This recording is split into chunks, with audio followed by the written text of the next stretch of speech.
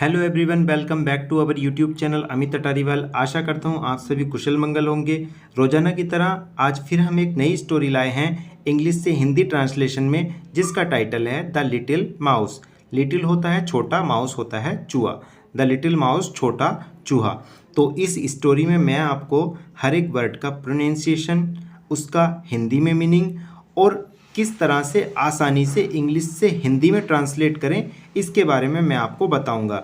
यहाँ मैंने हर एक वर्ड के नीचे उसका हिंदी मीनिंग लिख दिया है ताकि आपको कोई भी परेशानी ना हो। अगर आप बाद में भी इस वीडियो को देखें तो आपको कहीं कोई दिक्कत ना आए समझने में, और प्रोनाउंसिएशन में साथ साथ बता के चलूँगा। तो शुरू करते हैं इस वीडियो को। शुरू करने से पहले मैं आपको बताना चाहता हूँ, हम रोज़ाना सुबह 5 बजे अपने यूट्यूब चैनल पर एक वीडियो अपलोड कर देते हैं इंग्लिश से हिंदी ट्रांसलेशन की। अगर आप चाहते हैं रोजाना हमारे यूट्यूब चैनल से आपको एक वीडियो मिले तो अभी सब्सक्राइब कर लीजिए, साथ ही बेल आइकन दबा लीजिए ताकि कोई भी वीडियो का नोटिफिकेशन मिस ना हो। तो मैं शुरू करता हूं और आप लाइक कर लीजिए। One day a little mouse was playing around a sleeping lion. अब मैंने फुल स्टॉप तक इस सेंटेंस को पढ़ लिया है, ठीक है। अब इसमें डिफिकल्ट वर्ड देख लेते हैं। स्लीपिंग होता है सोया हुआ, प्लेइंग खेल रहा, यहाँ बाज आया है और आईएनजी फॉर्म आई है, तो ये क्या है, पास्ट कंटिन्यूस का सेंटेंस था, जिसका मतलब होगा रहा था, रहे थे, रही थी। मतलब कोई घटना पास्ट में चल रही थी, ठीक है। बाज इसलिए आया है क्योंकि ए लिटिल माउस एक चूहा है, ठीक है। अराउंड आसपास। अब इस पूरे सेंटेंस का हिंदी मीनिंग देख लेते हैं। वन डे एक दिन, ए लिटिल माउस एक छोटा चूहा। अब देखो, एक छोटा चूहा है तो सिंगुलर वर्ब आई है। अगर दो होते या ज़्यादा होते तो यहाँ बर आता, ठीक है। ए लिटिल माउस एक छोटा चूहा, बाज प्लेइंग खेल रहा था, अराउंड ए स्लीपिंग लॉयन एक सोए हुए शेर के आसपास, अराउंड आसपास खेल रहा था। He was jumping upon the lion. अब यहाँ ही आया है, आप कहेंगे ही तो जो व्यक्ति होते हैं उनके लिए आता है, पर स्टोरियों में जहाँ किसी मनुष्य की बात ना हो रही हो, जानवर की बात हो, तो ही और सी का यूज हम कर देते हैं, ठीक है। ए लिटिल चूहा है, हम जानते हैं, तो क्या है, हमने यहाँ ही ले लिया इसके लिए। He was jumping upon the lion. Jumping होता है कूदना, ठीक है। वाज, अब यहाँ भी वाज आया है, तो घटना क्या है, पास्ट में चल रही थी। वाज जंपिंग कूद रहा था। ही वाज जंपिंग वह कूद रहा था, अपॉन द लायन शेर के ऊपर। ये हमारी अपॉन प्रीपोजिशन है, किसी सतह के ऊपर, तो शेर के ऊपर था, अपॉन आया है। सडनली अचानक, the lion woke up and angrily placed his paw upon the mouse. अब इसमें डिफिकल्ट वर्ड देख लेते हैं। पा, PAW, पा होता है पंजा, जो शेर का पंजा रहता है, पा पंजा, और माउस चूहा, प्लेस्ड, ये प्लेस वो वाला नहीं है, स्थान वाला, ये है रखा, वर्ब के रूप में यूज हुआ है कि कहीं रखा, ठीक है। एंग्रीली गुस्से से, वोकअप, वोकअप होता है जागा, ठीक है। ये क्या है, सेकंड फॉर्म आई है, वर्ब की सेकंड फॉर्म, जागा, ठीक है। और सडनली अचानक, और द लायन होता है शेर। अब इस पूरे सेंटेंस को देख लेते हैं। सडनली अचानक, द लायन वोकअप, जो शेर था वो जाग गया, and angrily placed his paw upon the mouse. जब शेर जाग गया, एंड एंग्रीली, और गुस्से से, प्लेस्ड हिज पा, अपना पंजा रखा, अपॉन द माउस, चूहे के ऊपर। The movement the lion opened his mouth to eat the mouse, the mouse cried please forgive me. अब इसमें डिफिकल्ट वर्ड देख लेते हैं। द मूवमेंट होता है जैसे ही, ओपन खोला, माउथ मुंह होता है, माउस चूहा, और क्राइड सेकंड फॉर्म है क्राई की, रोने लगा, ठीक है। और प्लीज़, कृपया, आप जानते ही हैं प्लीज़, ठीक है, कृपया, और फॉरगिव माफ़ करना। अब इस पूरे सेंटेंस को देख लेते हैं।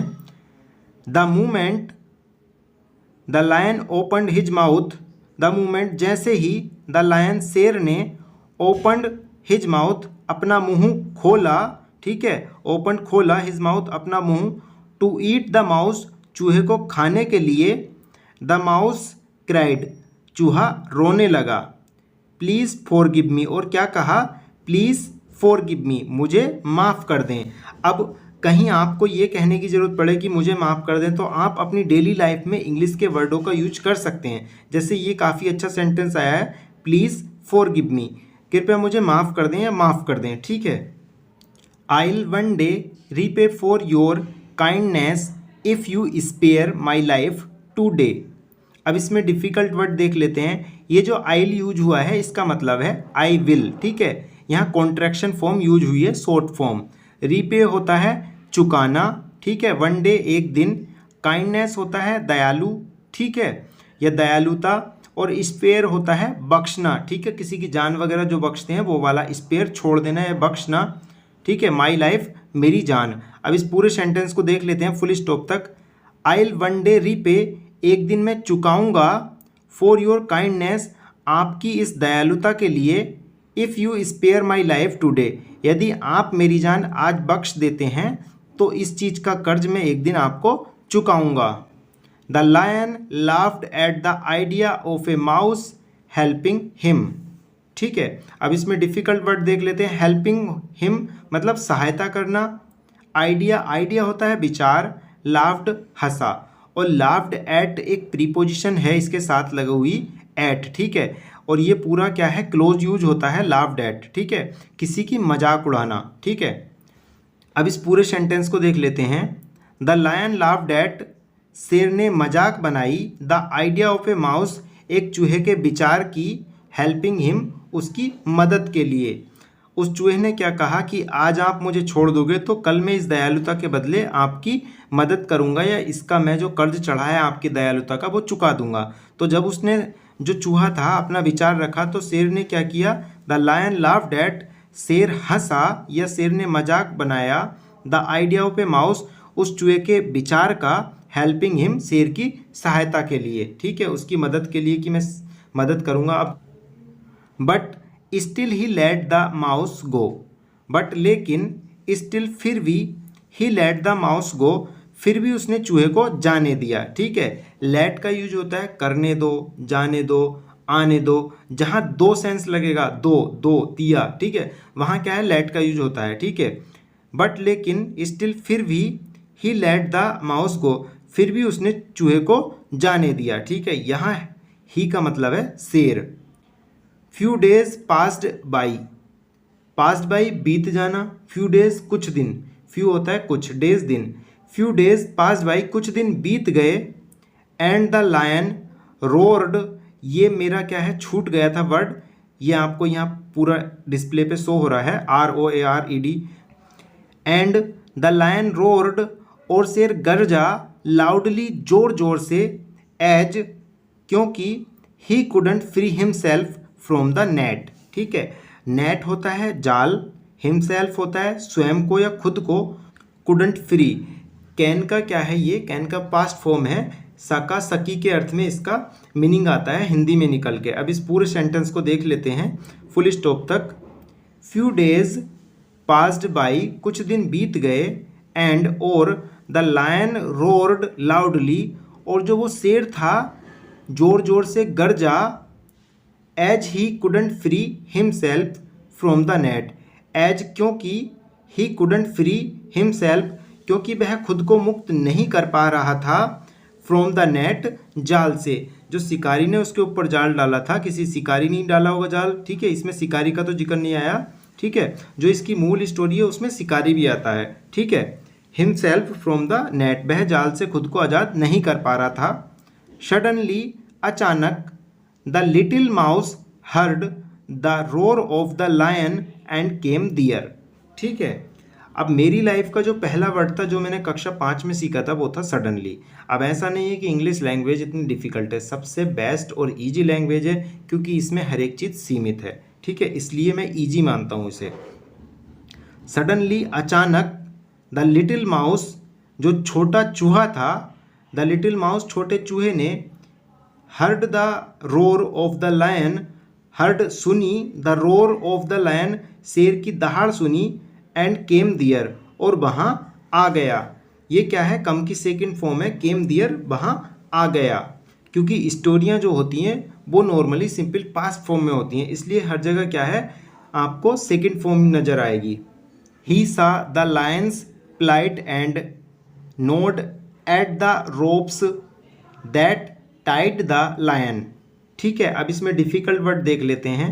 सी की सेकेंड फॉर्म है देखी, ठीक है, या देखा। लायंस प्लाइट, अब इसमें लायंस में ये एस जो लग रहा है इसको बोलते हैं अपोस्ट्रोफी एस। रोजाना की वीडियो में आता ही है, इसका मतलब होता है काकी के का अर्थ दर्शाने के लिए। जैसे लायंस प्लाइट, प्लाइट होता है दुर्दशा, लायंस प्लाइट शेर की दुर्दशा। और GNAWED ये होता है नोड, ठीक है, इसका मतलब होता है कुतरना, ठीक है। और द रोप्स, रोप्स होता है रस्सियाँ, टाइड बंधा हुआ, ठीक है, द लायन शेर। अब इस पूरे सेंटेंस को देख लेते हैं। ही सा द लायंस प्लाइट, ही सा किसने, जो चूहा था, चूहे ने देखी द लायंस प्लाइट शेर की दुर्दशा, and node at the ropes और रस्सियों को कुतर दिया, दैट टाइड द लायन जिनसे शेर बंधा था उन रस्सियों को कुतर दिया, एंड दैट वे और इस तरह, a little mouse could help the mighty lion.